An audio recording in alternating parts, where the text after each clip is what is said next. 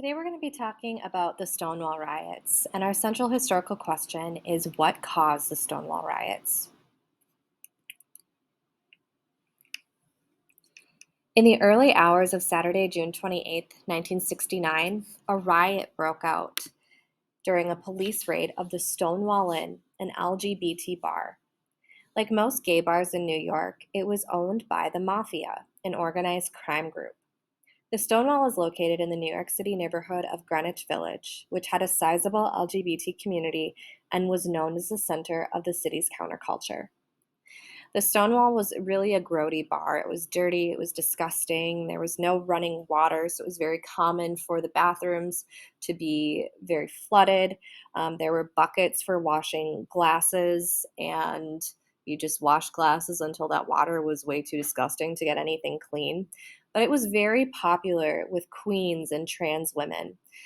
It was their home, it was a place where they were accepted.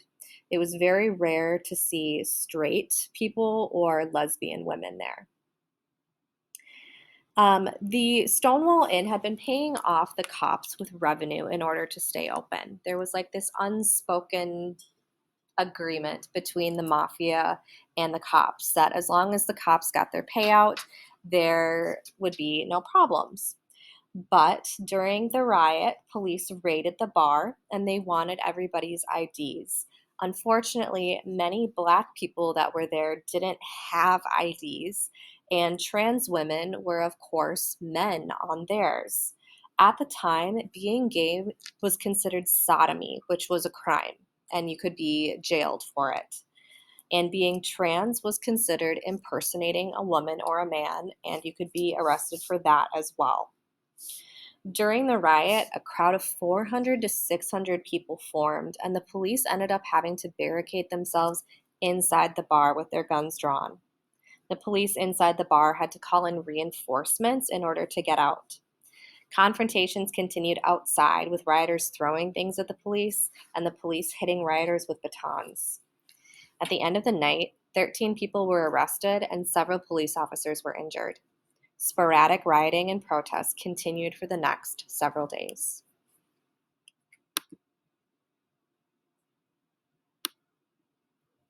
Two key people at the Stonewall riots were Sylvia Rivera and Marsha P. Johnson. On the left is Sylvia Rivera. She was a trans woman. She had a very rough start to her life. Her mother died by suicide when Sylvia was only 4, and she was kicked out of the house at age 11 for wearing women's clothes. She may have begun sex work as early as 13 years old, and at the time of the Stonewall riots, she was 17.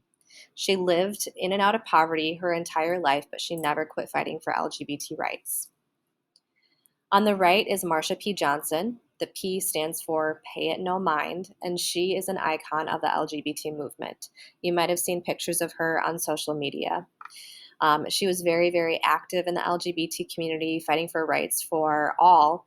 And unfortunately, she was found dead in the Hudson River in 1992. And to this day, nobody knows what happened.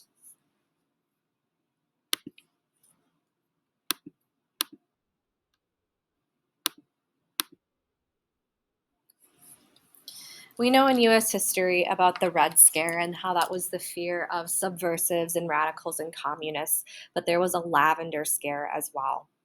Legal and social discrimination against LGBT people has existed all throughout US history.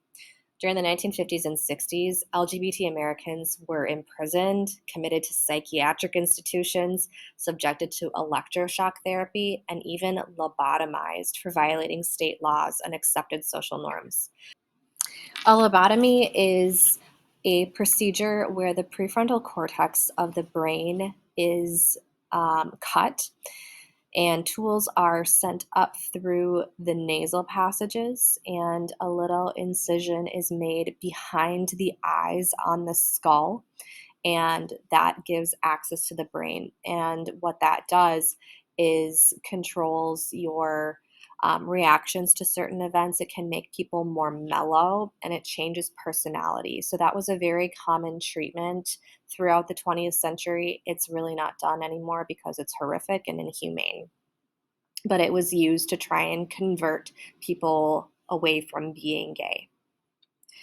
Many LGBT Americans kept their gender identity or sexual orientation a secret because disclosing this information could have meant losing their jobs or their homes or even their freedom. Many of those who were unable to live in the closet or who chose not to faced a lot of persecution because, in the conservative environment of the early Cold War, LGBT people were deemed subversive and anti American, and they were even considered to be part of the communist threat. Thousands of gay and lesbian armed service members and other government employees were pressured to resign or they were fired during the Second Red Scare, in which some historians have called the Lavender Scare. In the mid 20th century, there were very few LGBT organizations to support these people. However, a growing number of LGBT Americans began to fight for their rights and recognition. In 1966, for example, transgender women and gay men fought against police harassment at a cafeteria in San Francisco. Following that riot, a support and advocacy organization for transgender people was formed, and it was called the National Transsexual Counseling Union. The Mattachine Society, which was a gay rights organization, was founded in 1950, and the Daughters of Bilitis, a lesbian rights organization, was founded in 1955. Both of these groups use non confrontational methods to try to educate gay and straight Americans on gay issues. They wanted to assimilate into mainstream American society, and they worked to show that gays and lesbians could model American social values. To this day, the Stonewall riots are widely considered to be one of the most important events in the gay liberation and LGBT rights movements. After the Stonewall riots, there was a tremendous growth of LGBT organizations and publications.